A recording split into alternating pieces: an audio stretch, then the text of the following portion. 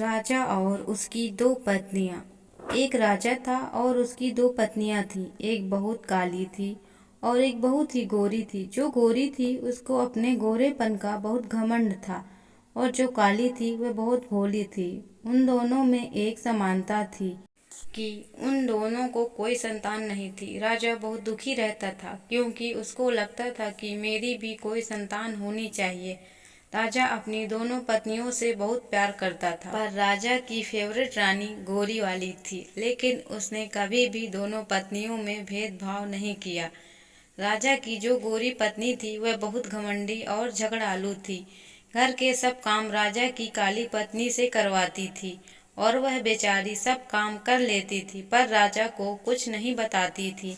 एक दिन राजा की दोनों पत्नियों का बहुत बड़ा झगड़ा हुआ और राजा की गोरी पत्नी ने काली पत्नी को महल से निकाल दिया।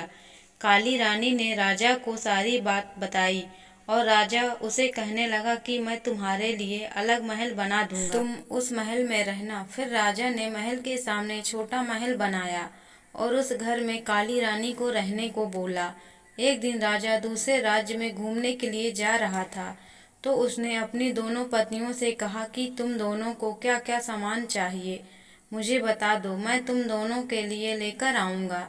तब राजा गोरी पत्नी के पास गया और उसे कहने लगा कि तुम्हें बाजार से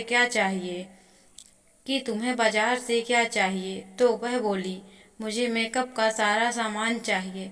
फिर वह काली पत्नी के पास गया और उसे कहने लगा कि तुम्हें बाजार से क्या चाहिए। फिर वह राजा से बोली कि मुझे एक छोटा बंदर चाहिए। वह बोला कि ठीक है, मैं लेकर आऊंगा, कहकर राजा वहां से चला गया। अगले दिन राजा दूसरे राज्य गया और उसने वहां से सारा सामान ले लिया और अपनी दोनों पत्नियों को उनका सामान दे दिया। राजा की काली पत्नी उस बंदर को देखकर बहुत खुश हो गई।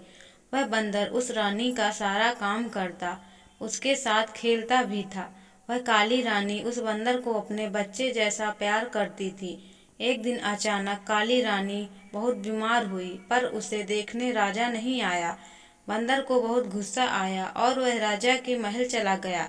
राजा से कहने लगा कि मेरी माँ जैसी रानी को देखने आप क्यों नहीं आए। बंदर के डांटने के बाद अगले दिन राजा रानी को देखने के लिए घर आता है। दवाई और खाने पीने की चीज देकर चला जाता है। वह रानी उस बंदर को बताती है कि मुझे संतान होनी चाहिए थी। वह बंदर उस रानी को बोलता है कि आप टेंशन मत लो, आपको संतान जरूर होगी, मैं भगवान से प्रार्थना करूंगा।